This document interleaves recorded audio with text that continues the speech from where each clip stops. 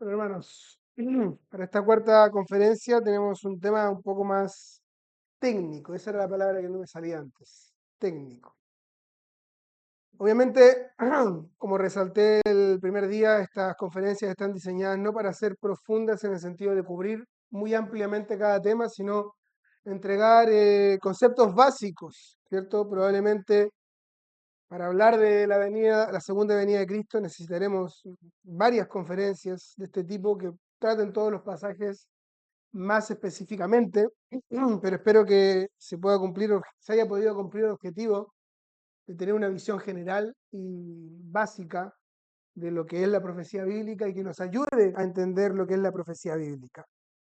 Sin embargo, esta última conferencia es mucho más técnica quizás y la dividí en dos partes. Primero, si bien acá está al revés, primero son los conceptos clave y podrían ser muchos más, son los que de alguna manera surgieron en mi mente al principio, que creo que son importantes para entender cuando estudiamos este tema.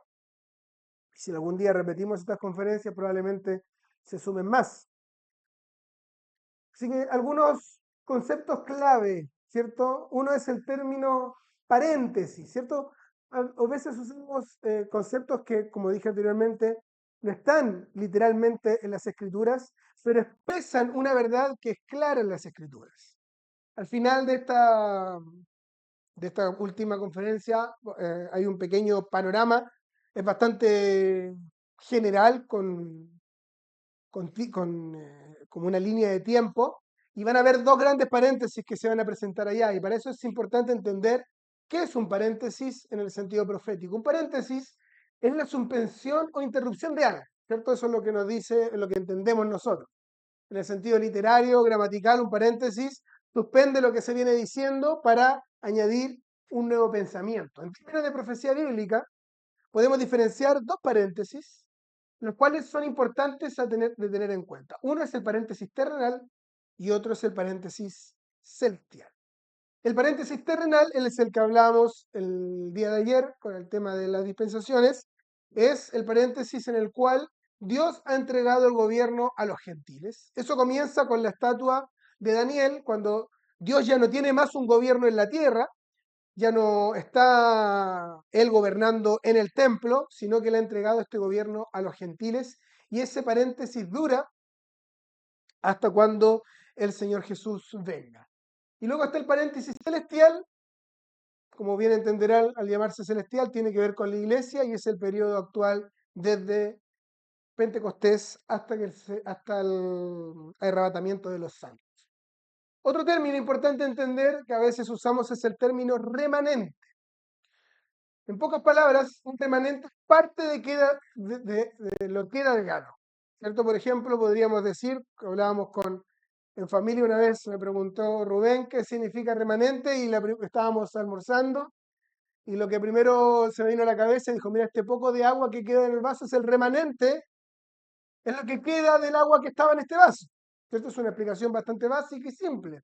En el ámbito bíblico dice relación con un grupo de personas generalmente pequeño en comparación con el todo de estas personas, el cual queda después de ciertos juicios o la infidelidad del pueblo. Se usa principalmente en relación con Israel. Por ejemplo, voy a leer solamente la primera cita, Segunda Reyes 19,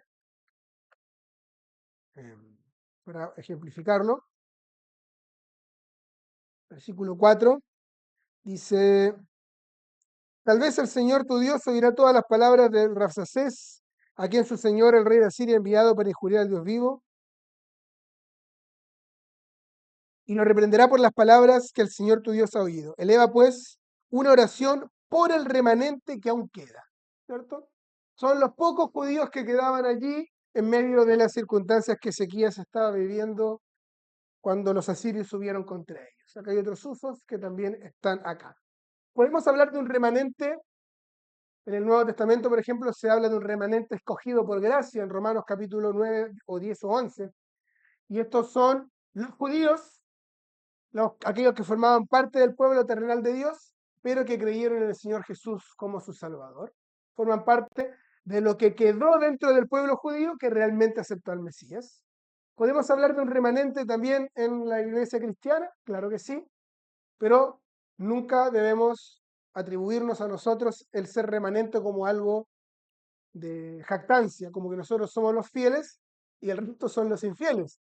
Un remanente en este concepto que es lícito de usar dice relación con todos los verdaderos hijos de Dios en medio de una cristiandad profesante. Hay muchas personas que dicen ser cristianas, pero realmente no han nacido de nuevo.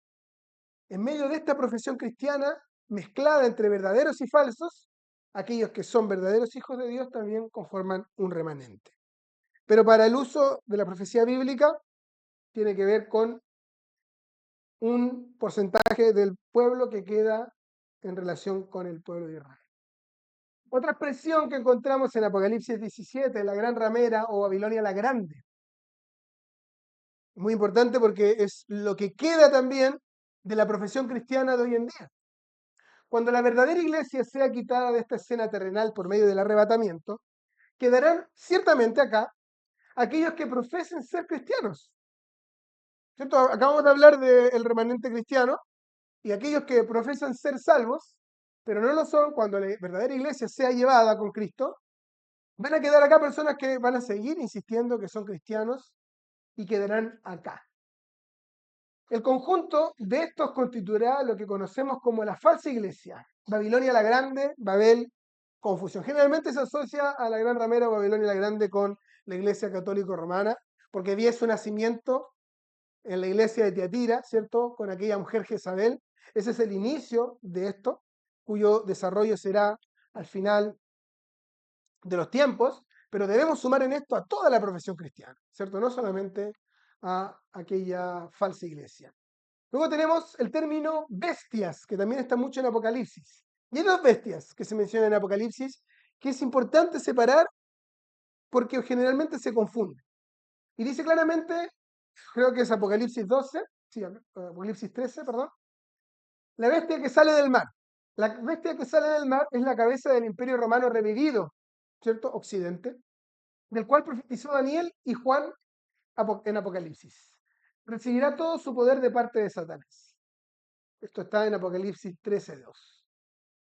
En la escritura, ¿cierto? Siempre las naciones son vistas como un mar turbulento, que se agitan de un lado a otro.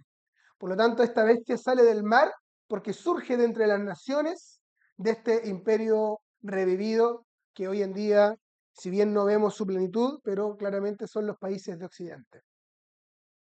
La bestia encarnará y encabezará los poderes de Occidente, aunque su poder se extenderá mucho más lejos. Nadie será capaz de competir con él militarmente hablando y nadie será capaz de vender o comprar a menos que lleve el nombre o número de la bestia. Importante, esta bestia no es el anticristo, que tantas veces se menciona. Cuando hablamos de las señales que hoy en día se ven, si bien no hay señales que nos digan que antes del arrebatamiento no esperamos señales, esperamos a una persona, sin embargo, pongan atención cómo se desarrollan los hechos hoy en día. Hay guerras y se está luchando el poderío militar del futuro. Y la bestia será una persona que encabezará un gobierno que no tendrá parangón en el sentido militar. Conquistará en poco tiempo mucho territorio, en 1 o 2 años. Por lo tanto, hoy en día se están jugando ciertamente las cartas de lo que será el futuro. Aunque puede pasar mucho más tiempo, porque el Señor viene en cualquier momento y el día y la hora nadie la sabe. El término anticristo o la bestia que sale del mar. También es llamado el hijo de perdición, el hombre de pecado, el inicuo, el rey y el pastor inútil, en los siguientes pasajes que están acá. Se trata de una persona que surgirá de la tierra, ¿cierto? Una bestia sale del mar, porque es de las naciones, y otra sale de la tierra de Israel. La nación infiel recibirá este anticristo y dirá, acá está el Mesías, que tanto habíamos esperado. Ellos rechazaron al Señor Jesús como el Mesías y vendrá otro en su propio nombre. No sé si recuerdan el Evangelio donde dice, ustedes no me reciben, pero cuando venga otro en su propio nombre, a este recibirán. Y este es el anticristo que en un día futuro la nación de Israel recibirá. Ahí está Juan 5:43 en la cita. Él se sentará en el templo reconstruido en Jerusalén y pretenderá ser Dios, según Tesalonicenses 2:4. En 2 Tesalonicenses 2:4 dice claramente que él pretenderá ser Dios y se sentará en el templo de Dios. Rememoramos lo que escuchamos en la reunión pasada. El día del Señor no vendrá sin que antes se manifieste el inicuo, el hijo de perdición, el anticristo. Por lo tanto, hay algo fundamental que tendrá que pasar durante la gran tribulación, que es la reconstrucción del templo de Jerusalén. Que hoy en día no hay templo en Jerusalén. En el monte del templo hay una mezquita musulmana. Por lo tanto, no debemos, a ver si está acá, lo mencioné. Entonces, por lo tanto, no debemos andar buscando si hoy en día el anticristo está o no está. Tal persona puede ser el anticristo.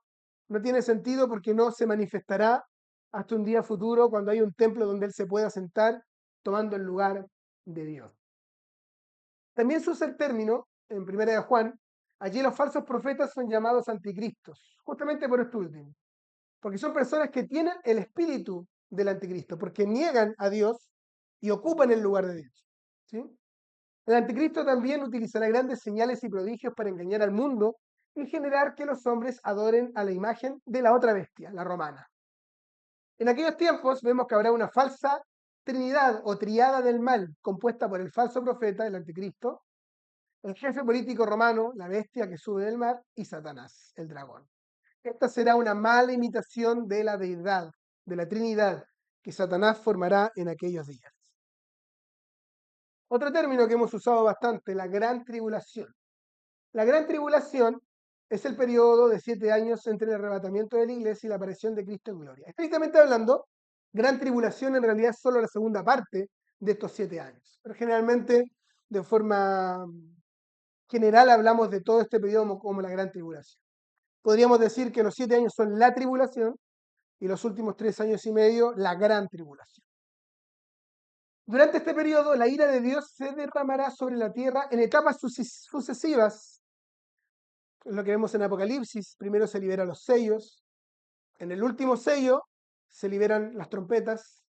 Y en la última trompeta se liberan 7 copas de ira, que son juicios que se van extendiendo de forma concéntrica hasta abarcar todo el mundo. Y culminarán todos estos juicios con la aparición de Cristo. Se describe como un tiempo de angustia para el mundo, cual no hubo desde el principio de la creación. Jeremías describe este periodo profético como el tiempo de angustia para Jacob, porque el pueblo judío será el foco principal de los eventos que se desarrollarán en aquella época. Es la angustia del pueblo de Israel. Hermosa la figura de este tiempo en los tiempos de José, cuando hubo hambre en la tierra, ¿se acuerdan? Hubo 7 años de abundancia que pueden representar el periodo de la gracia en el cual vivimos hoy en día. Durante ese periodo, los hermanos de José no aparecían en ningún lugar. Durante ese periodo a José se le dio una esposa gentil, figura de la iglesia siendo dada a Cristo. Pero cuando empieza el hambre, la esposa de José desaparece. No se habla más de la esposa de José, que era hija del sacerdote de On, porque ahora entra en el juego ya no más la iglesia, sino los hermanos de José, el pueblo. Y pasan hambre y van a José. ¿Y qué sufren? Sufren el desprecio de parte de su hermano sin saber que era su hermano. Uno es encarcelado. Dios tiene que tratar con su pueblo. El Mesías tiene que tratar con sus hermanos. Y ese periodo duró 7 años. El Señor Jesús describe con mucho detalle la gran tribulación en los pasajes de Mateo 24, 15 al 31, como lo hace el libro de Apocalipsis y muchos de los profetas del Antiguo Testamento. Es importante entender que Mateo 24 y 25 habla principalmente de los periodos de la gran tribulación, no tienen que ver con la iglesia. Por ejemplo, hay un versículo muy común usado, lo voy a usar solamente como un ejemplo, que dice, uno será dejado y otro será quitado. Generalmente se utiliza ese versículo para representar la figura del arrebatamiento. Uno será sacado y otro dejado, pero en realidad es todo lo contrario. Aquel que es quitado es aquel que morirá por causa de los juicios, porque ese es el contexto de Mateo 24 y 25. Mientras aquel que es dejado son aquellos que sobrevivirán durante la gran tribulación. Otro término, el día del Señor. Perdón la letra tan pequeña. El día del Señor o el día de Jehová en el Antiguo Testamento, o aquel día, varias veces en el Antiguo Testamento, comenzará con la gran tribulación, estrictamente hablando, y se extenderá por los 1000 años del reino de Cristo. No es un día de 24 horas literales, sino que representa un periodo en el cual será el día en el cual el Señor ejecutará sus juicios con vara de hierro. Podemos decir, estrictamente hablando, que el día del Señor comenzará a la mitad del periodo de la tribulación, justo después de la manifestación del hombre de pecado. Eso es lo que leemos en 2 Tesalonicenses 2. Nuevamente comenzará cuando se manifieste este hombre de pecado, el anticristo. Entonces Dios empezará a retomar su gobierno en la tierra por medio de Cristo. Gran parte del libro de Apocalipsis es una descripción de este periodo de tiempo, especialmente los capítulos 6 al 20. El juicio de Dios se derramará sobre la tierra antes de que se establezca el milenio. Lo más destacado en relación con el día del Señor es que involucra la manifestación del juicio, pero también el retomar de parte de Dios del gobierno. Hemos hablado anteriormente que desde Nabucodonosor hasta la fecha y hasta que el Señor venga, el gobierno ha sido entregado de las manos de los gentiles y es necesario que el Señor limpie, purifique esta era para poder ver a retomar el gobierno. Dios tomará directamente el gobierno del mundo, primero para reprimir el mal durante la tribulación y la indignación, y luego para mantener y difundir lo que es bueno en el milenio. Y acá hay varios términos de día, ¿cierto? Está el día del Señor, pero también está el día de Cristo, el día del Señor Jesús o el día de Jesucristo, en esos versículos que están allá. Esta expresión aparece 6 veces y solamente la utiliza el apóstol Pablo, y tiene que ver con, no es el día del Señor, tampoco es el día de Dios, tiene que ver con la iglesia y tiene que ver con el cielo, no con Israel ni de las naciones. Comienza con el arrebatamiento y todo lo que sucederá con la iglesia en el cielo y todo lo que sucederá en el cielo durante el milenio. Comienza antes del día del Señor, porque comienza con el arrebatamiento y durará por todo el milenio. Entonces aprovechamos acá de hacer un paréntesis para explicar qué sucederá después de que la iglesia sea arrebatada. Hay dos grandes hechos que sucederán después del arrebatamiento de la iglesia. Uno es el tribunal de Cristo, segunda a los Corintios, capítulo 5, también primera a los Corintios, capítulo 3. Y el tribunal de Cristo no es un tribunal de juicio, porque el juicio lo soportó el Señor Jesús por nosotros. Ningún creyente entrará alguna vez en condenación, ¿cierto? Porque Cristo ha muerto por ellos. Lo que será juzgado en el tribunal de Cristo serán las obras, lo que hemos hecho en el cuerpo, no nuestras almas. Debemos verlo más bien en vez de un tribunal, por ejemplo, de un juicio como vemos en un tribunal penal, tenemos que verlo como un tribunal que de hecho es la figura que Pablo utiliza del tribunal de unos deportes, ¿cierto? Cuando, por ejemplo, en la gimnasia de los Juegos Olímpicos hay jueces y los jueces evalúan la rutina bajo ciertos conceptos, dificultad, ejecución, etcétera, ¿cierto? Y al final, cuando llega el momento, los jueces dicen, bueno, esta persona sacó tanto puntaje.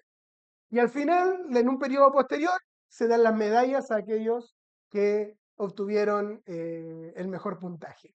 Es una figura que Pablo utiliza para explicar una verdad espiritual, ¿ya? Y eso sucederá cuando estemos en algún momento después del arrebatamiento, seremos probados por lo que hicimos estando en el cuerpo, las obras que hicimos, pero no solamente las obras que hicimos, sino el espíritu en que las hicimos.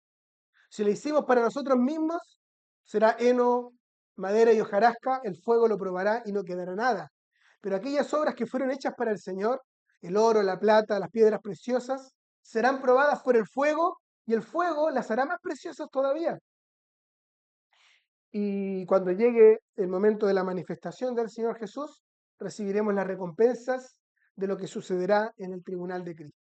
Luego del tribunal de Cristo, una vez que seamos completamente quitados de todo resquicio de lo que pasó en la tierra, me atrevo a decir que será algo personal más que público, vienen las bodas del Cordero, que menciona Apocalipsis capítulo 19. Será la unión final del Señor Jesús con la iglesia y la esposa. Generalmente nosotros en español usamos la expresión esposa, cuando en realidad en el idioma original y en otros idiomas es más bien la novia del Cordero en este periodo, porque todavía no son las bodas. Pero cuando lleguen las bodas del Cordero, estarán los amigos del esposo, que son todos los santos del Antiguo Testamento, que habrán resucitado y contemplarán ese momento y se gozarán juntamente con el Señor Jesús, porque ha llegado el día de las bodas del Cordero. Y la iglesia, todos nosotros, los que conformamos la iglesia desde Pentecostés hasta el arrebatamiento, seremos revestidos con una vestimenta de lino fino, que son las obras justas de los santos. Y de alguna manera ese vestido, y hago una pequeña aplicación, esa vestimenta, cuando nosotros, o antes quizá hoy día no tanto, pero cuando se utiliza la aguja para reparar algo, para coser algo, la aguja puede ser dolorosa si nos pinchamos, ¿cierto? Y hoy en día cada prueba que pasamos, cada dificultad es una puntada que el Señor está haciendo en la vestimenta que llevaremos en aquel día. A veces puede doler, pero tendrá su fruto cuando lleguen las bodas del Cordero. Todo eso involucra el día de Cristo y será todo lo que gozaremos desde el cielo sobre el reino milenial hasta el día de Dios. Porque ¿qué es el día de Dios? Lo utiliza Pedro en su segunda carta, capítulo 3, versículo 12. También es conocido como el día de la eternidad, en el versículo 18, o el estado eterno, en el versículo 1 de Apocalipsis 21. Está relacionado con los cielos nuevos y tierra nueva. Juan también menciona estos cielos y tierra nueva en Apocalipsis 21, 1 y 4. Es particular, una de las cosas que mencionábamos ayer, que el centro de los planes de Dios es su gloria en Cristo durante el milenio. Y la Biblia no, y algo que, que afirma o que confirma esto es justamente la poca mención que se hace a lo que pasará después del milenio, el día de la eternidad. Mucha gente pregunta, bueno, ¿y cómo va a ser en la eternidad? ¿Cómo van a ser los cielos nuevos y la tierra nueva? Y hay muy pocas porciones de la palabra que nos hablan de esto. Isaías, al final de los libros de Isaías, Juan lo menciona en Apocalipsis, en capítulo 21, Pedro, unos pocos versículos en el último capítulo de su segunda carta, y algunos versículos que Pablo menciona en 1 Corintios capítulo 15, y no más, porque el objetivo de la revelación de Dios no es el estado eterno. El objetivo de la revelación de Dios es su propia gloria en la bendita persona del Señor Jesús y cumpliendo todos sus propósitos en gloria durante el reino milenial. Los cielos nuevos y tierras nuevas serán la morada final de todos los redimidos de todas las épocas. También se nos dice, a diferencia del milenio, que aquí morará la justicia. En el milenio se nos dice que reinará la justicia, es decir, habrá una vara de hierro en el cual cualquiera que pecare morirá durante el milenio. Pero en los cielos nuevos y tierras nuevas se nos dice que va a habitar. Por fin el pecado va a ser quitado por completo del mundo. Quizás recuerdan el versículo del Evangelio según Juan, cuando Juan el Bautista ve al Señor Jesús por primera vez y le dice, he aquí el Cordero de Dios que quita el pecado del mundo. Este versículo, si bien es muy precioso y podemos aplicarlo para nosotros en un sentido espiritual, todavía no vemos que el pecado sea quitado del mundo.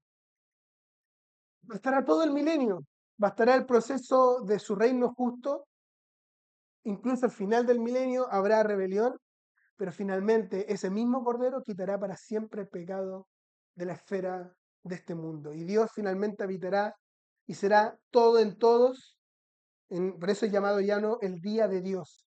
Dios será todo en todos. Ahí dice también 1 Corintios 15, 28. En resumen, el pecado y la muerte no existirán más. Satanás estará en el lago de fuego y Dios morará con su pueblo por toda la eternidad, teniendo como su centro la iglesia. Otros términos que hemos usado estos días, Evangelio del Reino. ¿Qué significa Evangelio del Reino? Tiene una frase principal que predicó Juan el Bautista, que predicó el Señor Jesús y que predicaron los discípulos. Arrepiéntanse porque el reino de los cielos se ha acercado. Este es el Evangelio del Reino. Es el anuncio de que el reino de Dios, el reino de los cielos, está a punto de establecerse en esta tierra. Lo predicó Juan el Bautista en Mateo 3, el Señor en Mateo 4 y los apóstoles en Mateo 10. Si la nación recibía este mensaje, aceptando a Cristo como el Mesías, el reino habría sido establecido en ese momento.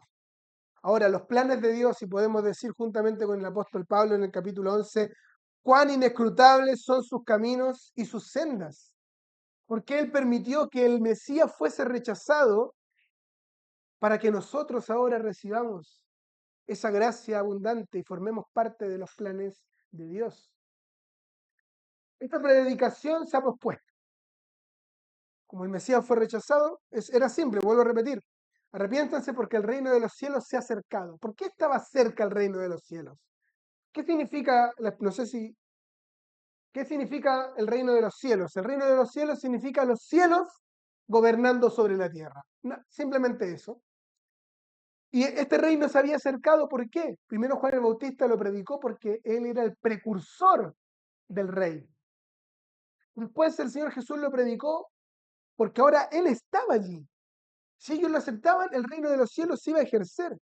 Y después los apóstoles lo predicaron, ¿por qué? Porque el rey estaba entre ellos.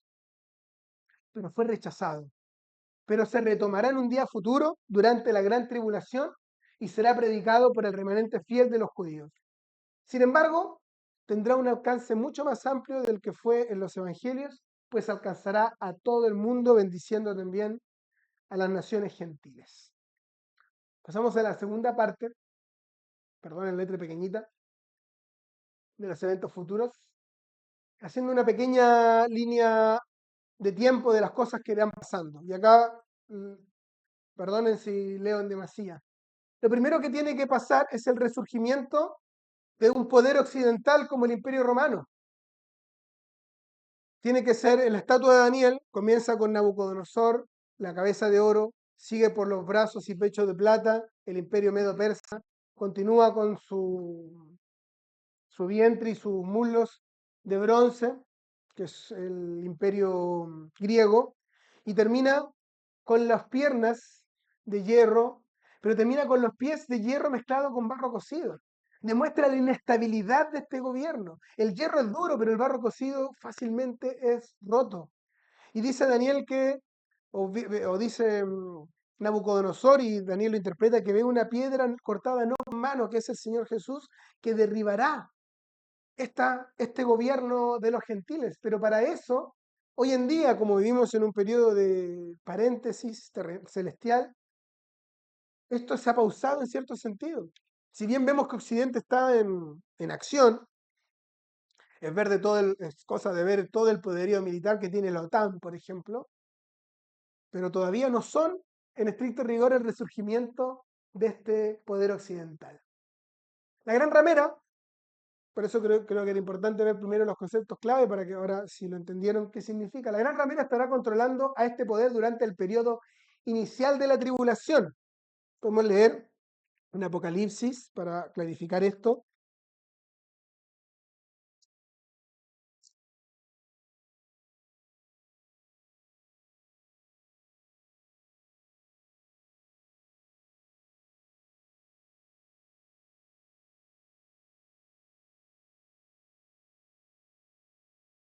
Apocalipsis 17,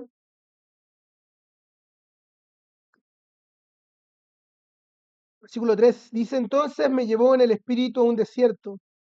Vi una mujer sentada sobre una bestia escarlata, llena de nombres blasfemos, y que tenía 7 cabezas y 10 cuernos. La mujer estaba vestida de púrpura y escarlata y adornada con oro y piedras preciosas y perlas. Tenía en la mano una copa de oro llena de abominaciones y de las inmundicias de su inmoralidad.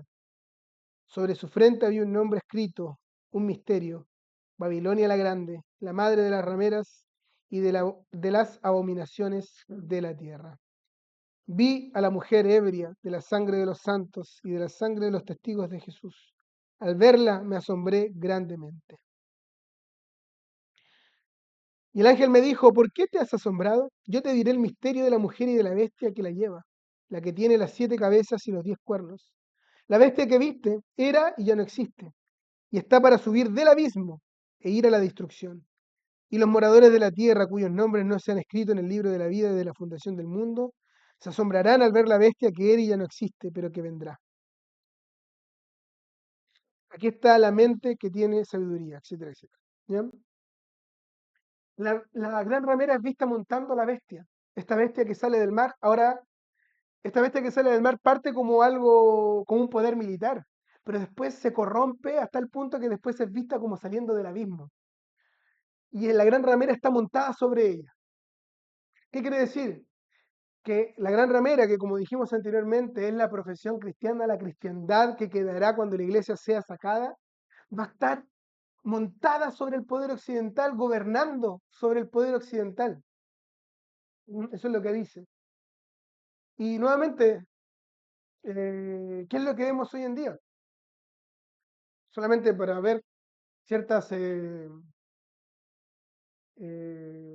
no son señales, sino poder discernir los tiempos. Vemos hoy en día un afán del poder religioso de vincularse con el poder político. Es esto. Es la consumación de la iglesia queriendo gobernar, la iglesia profesante, queriendo gobernar la política. ¿Y qué vemos hoy en día? El surgimiento de líderes políticos que se congracian con los cristianos a cambio de promover ciertos valores cristianos, entre comillas. Los cristianos se preocupan tanto por las cosas que pasan en este mundo y quieren combatir contra las inmoralidades, que aparece un líder político que dice, yo voy a quitar el aborto, voy a quitar esto, esto, otro. ¿Y qué es lo que hacen los cristianos? Bueno, voy a ir corriendo detrás de esas personas a votar por ellos. Cuando la iglesia, la palabra nos dice claramente que el cristiano no es de este mundo, es un embajador. Imagínense que el embajador de Japón en Chile de repente sale en el diario haciendo una crítica al gobierno de Chile. Todos saben que eso es un llamado a consultas del embajador en Japón. Produce problemas diplomáticos entre Japón y Chile. De la misma manera nosotros somos embajadores, es decir, somos de otra nación. Y tenemos un mensaje, ¿cuál es? Representar a nuestra ciudadanía que es en los cielos, acá en la tierra. No nos corresponde involucrarnos con los asuntos de esta tierra, es otro país en este sentido. Somos embajadores. Pero, ¿qué es lo que vemos? Que en un día futuro la cristiandad estará gobernando sobre la bestia. Pero pronto llegará a su fin. Más adelante vamos a ver que el poder político en algún momento se va a deshacer de ella. También habrá un retorno en masa de los judíos dispersos. Eso lo vemos en Isaías 18. Si bien en el año 1948 Israel fue restaurado como nación, sin embargo hay muchos todavía judíos que quedan dando vueltas por el mundo. Creo que quedó claro en las primeras reuniones que no podemos llamar al Estado de Israel actual el pueblo de Dios. Todavía faltan que una gran cantidad de judíos dispersos vuelvan, quienes serán restaurados plenamente en la tierra prometida, aunque en incredulidad. Salmo 73. De entre todos estos que volverán, muchos volverán en incredulidad y en apostasía. Y de entre medio de ellos surgirá un remanente temeroso de Dios. Malaquías capítulo 3 que dice, y los que temían a Jehová hablaron cada uno a su compañero. ¿Cierto? Es un anticipo de lo que será en el futuro. Es lo que vemos en personas como Ana, hija de Fanuel, Simeón, eran un remanente fiel en tiempos de apostasía y en el día futuro sucederá lo mismo. Este remanente temeroso, tendrá una cosa en vista, esperar al Mesías.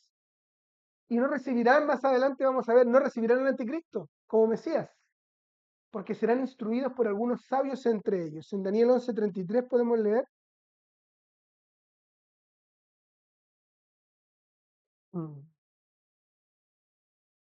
para aclarar esto,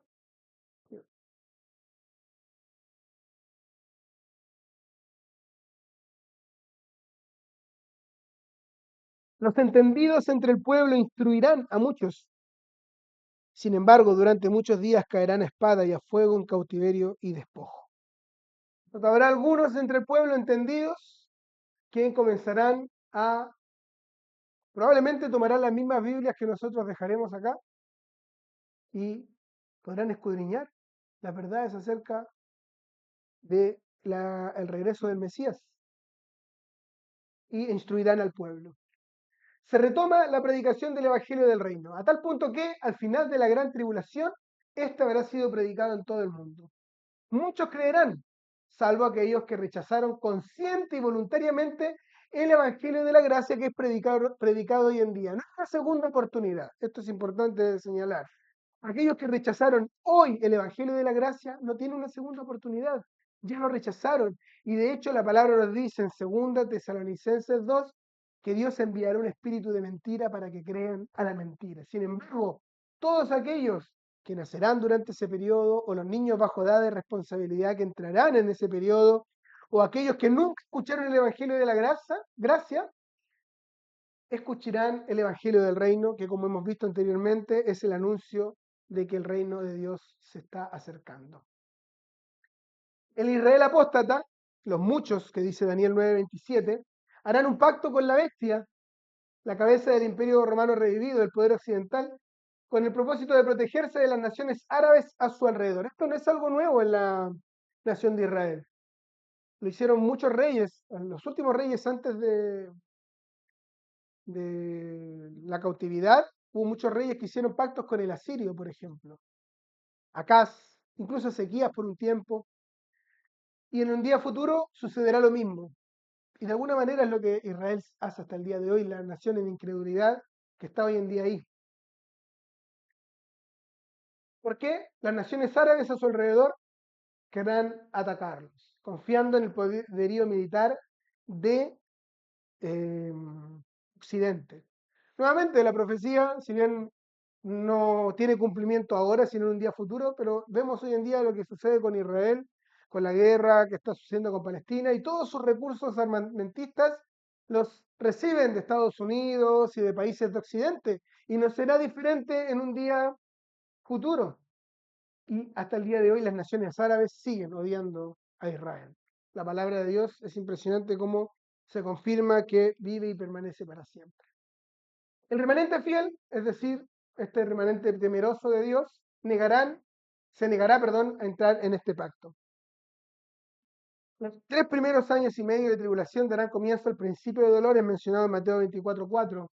Este periodo inicia con la confirmación del pacto de la nación apóstata con la bestia. Cuando la nación apóstata haga este pacto con el poder occidental, se dará comienzo a la tribulación propiamente dicha. Se comienzan a abrir los 7 sellos mencionados en Apocalipsis capítulo 5 y 6. Luego de que pasen estos juicios, comienzan los últimos 3 años y medio de la gran tribulación. 1260 días o un tiempo, tiempos y la mitad de un tiempo, marcados, marcan, marcados por el hecho de que Satanás será lanzado a la tierra. En Apocalipsis 12 nos muestra que Satanás hasta el día de hoy siempre ha estado en los lugares celestiales, ¿cierto? En Job, por ejemplo, él se presenta delante de Dios después de recorrer la tierra. Hoy en día se dice que no tenemos lucha contra carne y sangre, sino contra potestades de las tinieblas en los lugares celestiales. Y esto será así hasta la mitad de la semana de Daniel, donde dice que ha caído el acusador de nuestros hermanos y es lanzado a la tierra. Y como sabe que le queda poco tiempo, incitará a las naciones para eh, levantarse en contra del Mesías, del Señor Jesús, cuando venga como Rey de Reyes y Señor de Señores. Aire de la gran ramera, Babilonia la Grande, que había estado montada sobre la bestia, pero luego fue echada de ella. En algún momento, después del pacto de la bestia con Israel, la bestia dirá, ¿sabes qué? No te necesito más a la cristiandad profesante y será juzgada. Morirán todos los profesantes, aquellos que profesan una fe en Cristo, pero quedaron acá en la tierra después del arrebatamiento. Se manifiesta patentemente el hombre del pecado, el falso profeta, el anticristo. ¿Por qué? Porque quebranta el pacto que había hecho con Israel. Establece la abominación desoladora, que es una imagen de la bestia de Occidente que será puesta en el templo de Dios para que lo adoren. La imagen de la bestia, la abominación desoladora, hará señales, hará señales en el templo. Y estos poderes se los dará el falso profeta. Y obligará a las personas del imperio a adorarla. Insistirá a los habitantes de Occidente que sean marcados con la marca de la bestia. Los fieles de aquel tiempo, los que hayan escuchado el Evangelio del Reino y estén esperando al Mesías, rechazarán estas cosas y desatarán la ira de la bestia y el anticristo. Entonces habrá una persecución nuevamente. pero ahora hacia los fieles. Estos son los que tendrán que huir a las montañas. El Mateo dice, cuando oigan que esto está por pasar, huyan a las montañas. Es un mensaje del Señor Jesús al remanente fiel. La ira de Dios se derramará cada vez con mayor intensidad. Estos últimos 3 años y medio son realmente la gran tribulación. La persecución será tal que el remanente fiel huirá a las montañas, lo que acabo de decir. Quedarán algunos fieles, un testimonio en la ciudad santa, predicando el Evangelio del Reino, representados en los 2 testigos mencionados en Apocalipsis 11. Los 2 testigos serán preservados milagrosamente durante el periodo de la gran tribulación, pero morirán al final, pero luego resucitarán y serán llevados al cielo para testimonio de todos. Hacia el final de la gran tribulación habrá otra etapa de la primera resurrección para resucitar a los que creyeron en el Evangelio del Reino, pero murieron como mártires. ¿Cierto? Lo vemos en Apocalipsis 14.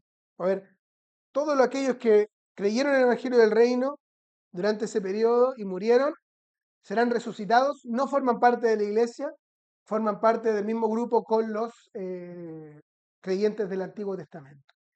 Comienza la indignación. ¿Qué es la indignación? Es cuando Dios derramará toda su ira contra este mundo. Comienza un periodo un poquito antes de que el Señor Jesús venga y se consuma durante el periodo que el Señor Jesús vendrá como juez sobre esta tierra. Termina los 1260 días, iniciando contra Israel, ¿cierto? Iniciando por Israel, el juicio comienza por Israel, la nación apóstata. Para ello Dios utilizará las naciones gentiles y vecinas. No es el propósito de esta reunión ver esos hechos, pero al final de Daniel 10 y 11 muestran cómo algo que sucedió en el pasado es una figura de lo que sucederá en aquella época. Vendrá el rey del norte, que es el poder probablemente de Irán o Turquía, de los países que están al norte de Israel, irán a hacer guerra contra el rey del sur, que es Egipto, y luego subirán contra Israel. Y esto será algo que Dios usará. Dios lo llama el turbión del azote, que usa para juzgar a Israel. Habrá distintos actores bélicos, el rey del sur, el rey del norte, la bestia, Gog y Magog, etc. Durante este periodo, cada uno de ellos sufrirá la indignación al momento de la aparición en gloria del Señor Jesús. No, me faltó una parte. En algún momento de acá el Señor Jesús va a venir a la tierra y se van a desatar distintas guerras en las cuales la bestia con los poderes de Occidente van a ir en contra del Señor Jesús cuando Él aparezca en el campo de Megiddo, conocido como la batalla de Armagedón. Luego, Él posará su pie sobre el monte de los olivos para liberar al remanente fiel del ataque del reino del norte que va a venir contra Jerusalén. Y finalmente, Gog y Magog, que sería Rusia y los países orientales, que también subirán, porque verán que ha aparecido este hombre a batallar, y también subirán contra ellos, y él será vencedor sobre todos sus enemigos. Todos sus enemigos literalmente serán puestos por estrados de sus pies. Al final del milenio, Satanás será desatado. Después de 1000 años de paz y prosperidad, Satanás será desatado. Acá me faltó decir también que al comienzo del milenio, Satanás será atado y será lanzado al abismo, no al lago de fuego todavía. Y habrá paz y prosperidad también por el hecho de que Satanás no estará activo. Al principio del milenio también el falso profeta, el anticristo, eh, y la bestia, el líder político occidental, serán lanzados al lago de fuego. De alguna manera serán los que inaugurarán el infierno, ¿cierto? El infierno es algo futuro, el lago de fuego es algo futuro. Cuando una persona muere sin Cristo, su alma deja su cuerpo queda en la tumba y su alma va a un lugar de tormentos, ¿cierto? El Hades, donde sufre, ya está en condenación. Pero un día futuro, en el juicio del gran trono blanco, después del milenio, que está mencionado acá, será la segunda resurrección. Allí todos los que murieron sin Dios, en incredulidad, serán resucitados y juzgados por las obras que hicieron, y la peor de todas las obras que hicieron es haber rechazado al Señor Jesús y la gracia salvadora de Dios. Entonces ahí serán resucitados, es decir, sus cuerpos volverán a unirse a su alma y serán lanzados ahora sí al lago de fuego. Y hay algo muy interesante que quisiera mencionar en Apocalipsis, capítulo 20, para ayudar a un pensamiento que a veces se presta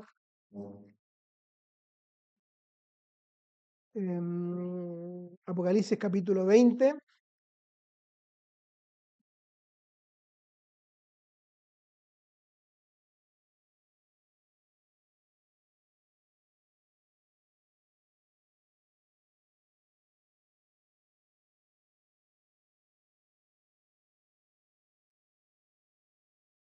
em, Versículo 10. Primero vamos a leer, le voy a pedir a Piero si me puede ayudar leyendo la Reina Valera. 20:10. Y el diablo que los engañaba fue lanzado en el lago de fuego y azufre, donde estaban la bestia y el falso profeta, y serán atormentados día y noche por los siglos de los siglos. Voy a leer esta versión. Espero que puedan ver la diferencia en el verbo. Y el diablo que los engañaba fue arrojado al lago de fuego y azufre, donde también están la bestia y el falso profeta. Y serán atormentados día y noche por los siglos de los siglos. Al final del milenio, cuando Satanás sea desatado, será vencido finalmente por el Señor y será lanzado al infierno, donde están, no donde estaban. Cuando sea el juicio del gran trono blanco y las personas sean aquellos que rechazaron la gracia de Dios, sean lanzadas al infierno como condenación, sus almas no son aniquiladas, no dejan de existir, estarán allí por toda la eternidad. Pasaron 1000 años desde que el falso profeta y el anticristo, que son personas o seres humanos que vivirán en una época y que serán usados por Satanás para hacer el mal, pasaron 1000 años hasta este momento que se los leyó y siguen estando y seguirán estando por toda la eternidad. Estos son las cosas solemnes de las cuales nosotros tenemos que hacer caso para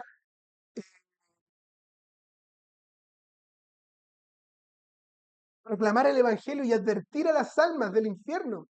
Las almas, las personas piensan y dicen, bueno, si muero, bueno, si no hay cielo, bueno, no iré al cielo y ¿qué es el infierno? Me quemaré y ya está. No, pasaron 1000 años de tormento y el falso profeta y el anticristo seguirán estando allí.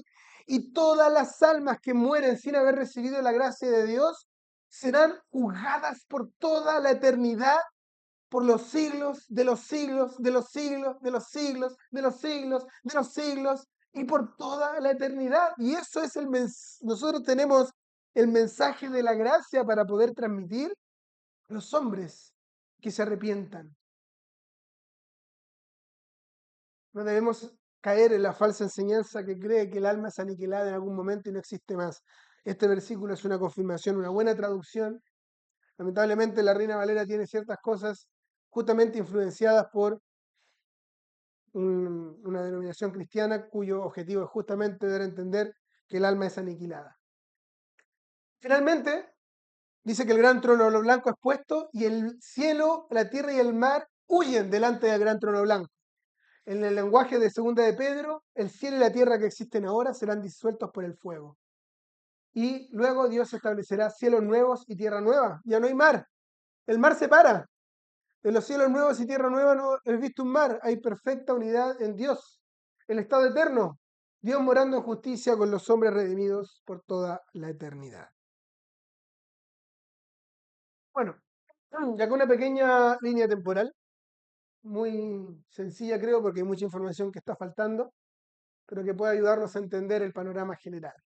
Comienza con el Sinaí y termina con el estado eterno. La línea color verde, que está acá, representa el gobierno de los gentiles.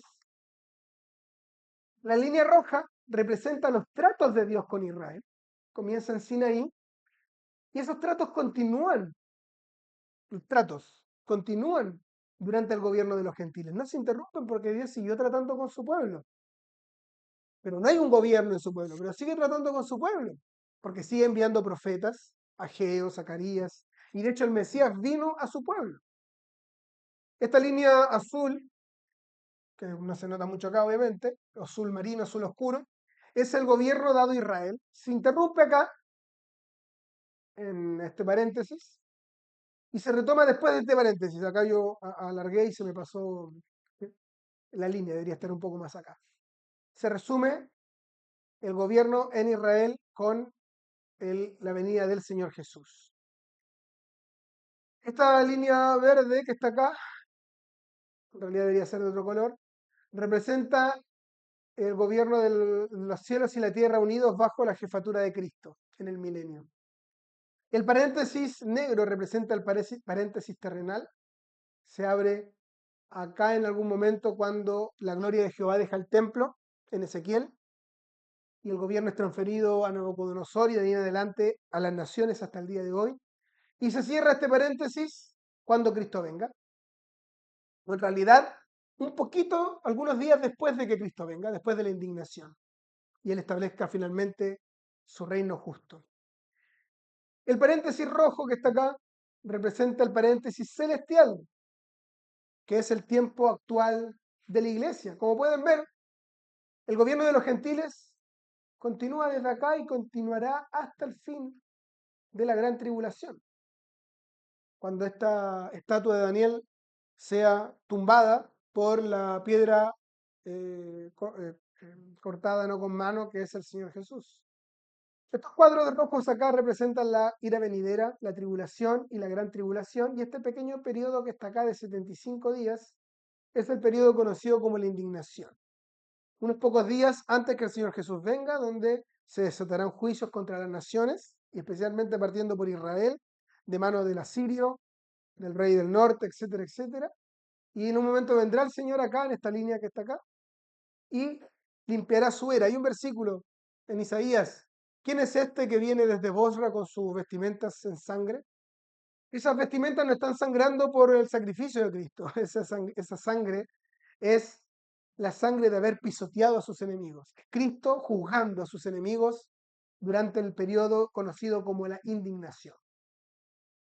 Esta línea de acá representa la venida de Cristo en humillación. Esta de acá representa su ascensión a la gloria.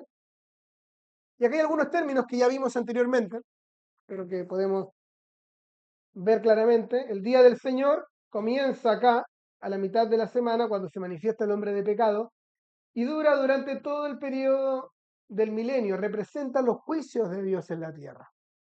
Durante el milenio seguirán habiendo juicios.